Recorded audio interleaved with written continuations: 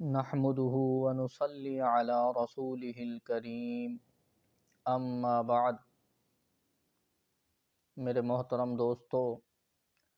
اللہ رب العزت نے قرآن پاک میں جا بجا تقوی کا ذکر فرمایا ہے۔ قرآن پاک تقریباً ہر صفحے پر اگر دیکھیں تو اللہ رب العزت نے تقوی کا ذکر فرمایا ہے۔ اتقوا اللہ، ایمان والو اللہ سے ڈرو۔ جب اللہ رب العزت کوئی حکم بیان فرماتے ہیں یا حکم فرما چکے ہوتے ہیں تو وہاں بھی کئی مقامات پر دیکھا جاتا ہے، نظر آتا ہے کہ اللہ رب العزت نے وہاں بھی ارشاد فرمایا ہوتا ہے، ایمان والو اللہ سے ڈرو، اتقوا اللہ، اللہ سے ڈرو۔ دوستو، یہ تقوی ایسی چیز ہے، یہ اللہ رب العزت کی ایسی نعمت ہے کہ جس انسان کو یہ تقوی مل جاتا ہے وہ انسان گناہوں سے اپنے آپ کو بچا لیتا ہے۔ انسان کے لیے گناہوں سے بچنا آسان ہو جاتا ہے، نیکیاں کرنا اس کے لیے آسان ہو جاتا ہے، اللہ کی نافرمانیوں سے بچنا اس کے لیے آسان ہو جاتا ہے۔ اور یہ تقوی اور پرہیزگاری ہی ایسی چیز ہے جو انسان کو گناہوں سے محفوظ رکھتی ہے، انسان کو گناہوں سے بچاتی ہے۔ دوستو، اگر کسی کے دل میں تقوی نہ ہو تو پھر اس کے لیے گناہوں سے بچنا بہت مشکل ہو جاتا ہے۔ اعمال صالحہ والی زندگی گزارنا اس کے لیے بہت مشکل ہو جاتا ہے جب تقوی نہ ہو، اور جب تقوی و پرہیزگاری ہو تو اس وقت انسان کے لیے نافرمانی والی زندگی سے اپنے آپ کو محفوظ رکھنا یہ بہت آسان ہو جاتا ہے، بہت سہل ہوتا ہے اس کے لیے۔ تو جب تقوی انسان کے اندر آتا ہے تو اس لیے قرآن پاک میں جا بجا اللہ رب العزت نے تقوی کا ذکر فرمایا ہے، ایمان والو تقوی اختیار کرو، ایمان والو پرہیزگاری اختیار کرو۔ اور آپ حیران ہوں گے کہ ایسے بھی مقامات ہیں کہ ایک آیت میں اللہ رب العزت نے دو مرتبہ ارشاد فرمایا، ایمان والو اللہ سے ڈرو، تقوی اختیار کرو، پرہیزگاری اختیار کرو۔ تو تقوی ایسی بڑی نعمت ہے۔ آج جو ہمیں گناہوں سے بچنا مشکل نظر آتا ہے، آج ہمیں عبادات کرنا مشکل نظر آتا ہے، اس کی بڑی وجہ ایک یہ ہے کہ ہم پرہیزگاری والی زندگی اختیار نہیں کرتے، ہم تقوی اختیار نہیں کرتے۔ تو تقوی ہمیں اختیار کرنا چاہیے کہ ہم پرہیزگاری والی زندگی اختیار کریں۔ دوستو، تقوی دو طرح کا ہے، ایک تقوی ظاہری اور ایک تقوی باطنی۔ تقوی ظاہری تو یہ ہوتا ہے کہ انسان برے اعمال سے اپنے آپ کو محفوظ رکھے، صغیرہ گناہوں پر اصرار نہ کرے، کبیرہ گناہوں سے اپنے آپ کو محفوظ رکھے، کہ انسان نافرمانیوں سے بچ جائے اور احکامات کو پورا کرنے والا بن جائے، یہ تقوی ظاہری ہے۔ اور ایک تقوی باطنی بھی ہوتا ہے کہ وہ اتنا دقیق اور باریک ہوتا ہے کہ وہاں انسان اس وقت پہنچتا ہے کہ جب انسان ظاہری طور پر بھی اپنے آپ کو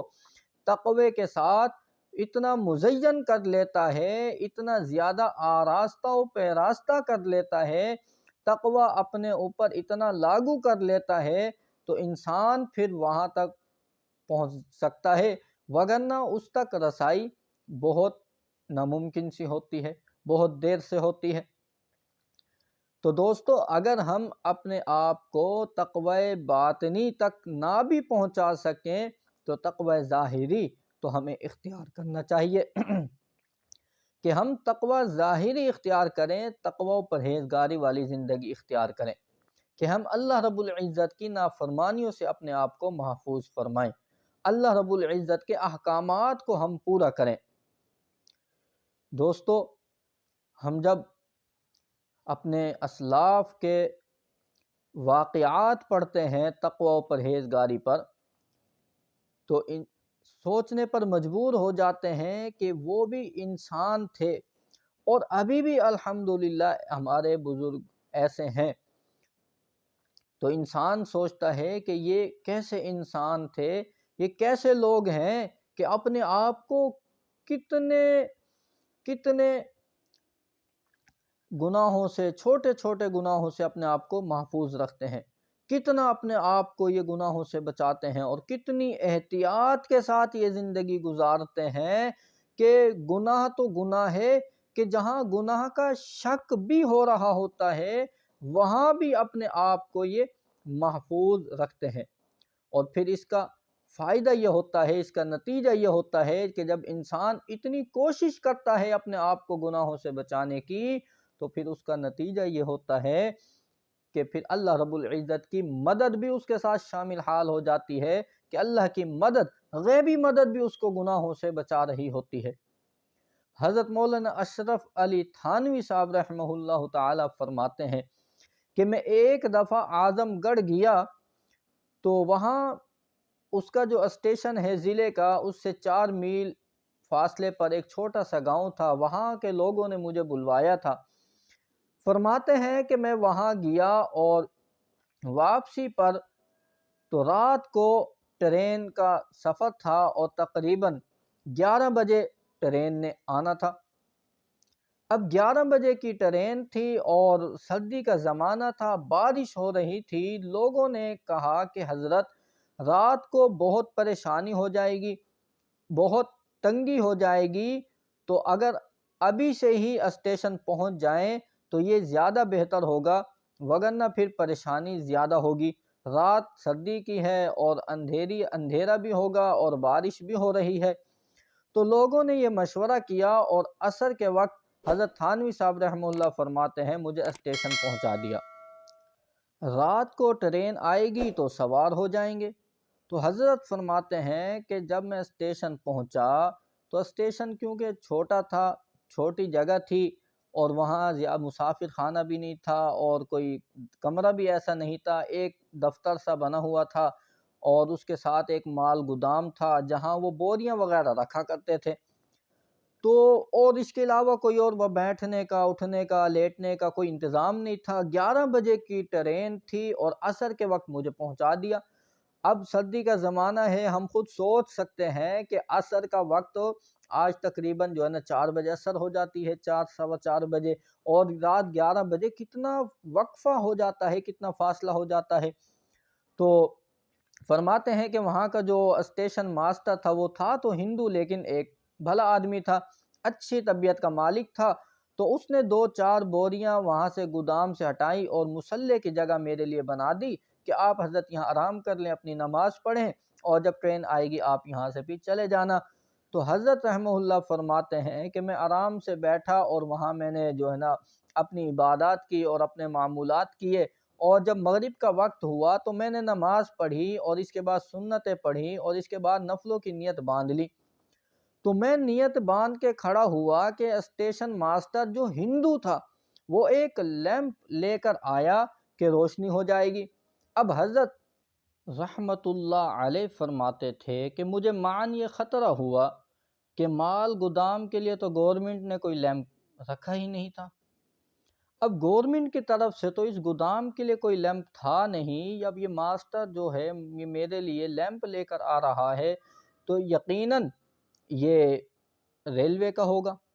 اور حکومت کی طرف سے اجازت نہیں ہے، تو اب یہ میرے لیے جو لیمپ لا رہا ہے، اب میں اس کو لیمپ کو استعمال کروں گا تو گویا میں حکومت کا غاصب ٹھہروں گا کہ حکومت کا لیمپ میں نے غصب کیا ہے، تو میں غاصب شمار کیا جاؤں گا اس لیمپ کو استعمال کر کر۔ اور میرے اندر یہ بے چینی شروع ہو گئی اور پریشانی شروع ہو گئی۔ نماز کے دوران ہی مجھے خطرہ لاحق ہوا اور میں اللہ رب العزت سے اب دعائیں کرنے لگا کہ اللہ آپ نے مجھے ہمیشہ مشتبہات سے بچایا ہے، مشتبہ چیزوں سے محفوظ رکھا ہے، آپ نے اس طرح سے مجھے ہر مرتبہ بچایا ہے تو اللہ مجھے اس سے بھی بچا لیجئے کہ یہ لیمپ میں استعمال کر کے غاصب نہ شمار ہو جاؤں، تو آپ مہربانی کیجئے۔ اب نماز کے دوران ہی میں دعائیں کر رہا تھا اور اللہ سے مانگ رہا تھا کہ اللہ جو ہے مجھے محفوظ فرما لے۔ تو فرماتے ہیں کہ جب میں نے سلام پھیرا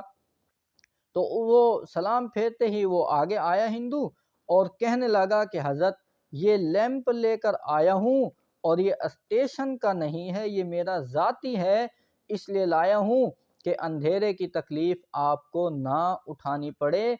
فرماتے تھے کہ میں نے بہت دعائیں کی کہ اس کے حق میں دعائیں دی اس کو، اور کہ اس نے میری اتنی رعایت کی ہے کہ اس لیے اس نے خود محسوس کر لیا کہ مجھے ریلوے اسٹیشن جو ہے ریلوے کی لائٹیں استعمال کرنے کا حق نہیں ہے کہ میں اس کی لالٹین استعمال کروں اور اس کی جو ہے اس کا لیمپ استعمال کروں۔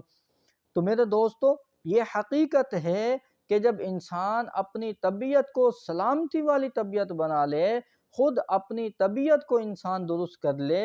سلیم الطبع بن جائے، جب انسان خود اپنے آپ کو گناہوں سے بچاتا ہے، احکامات کا پابند بناتا ہے، کہ جب انسان اپنے آپ کو خود گناہوں سے محفوظ رکھتا ہے اور چھوٹی چھوٹی چیزوں سے بھی، چھوٹے چھوٹے گناہوں سے بھی اپنے آپ کو محفوظ رکھتا ہے، تو پھر اس کے بعد اللہ رب العزت کی بھی اس طرح غیبی مدد آتی ہے، اللہ رب العزت کی طرف سے اس طرح مددیں کی جاتی ہیں کہ اب ہم سوچ نہیں سکتے کہ ایک کافر ہے، ایک ہندو ہے، اب اس کو اس چیز سے کیا لینا دینا، لیکن اس کے دل میں بھی یہ بات اللہ نے ڈال دی کہ وہ اپنے گھر سے لیمپ لے کر گیا، اسٹیشن کا لیمپ اٹھا کر اس نے نہیں دیا،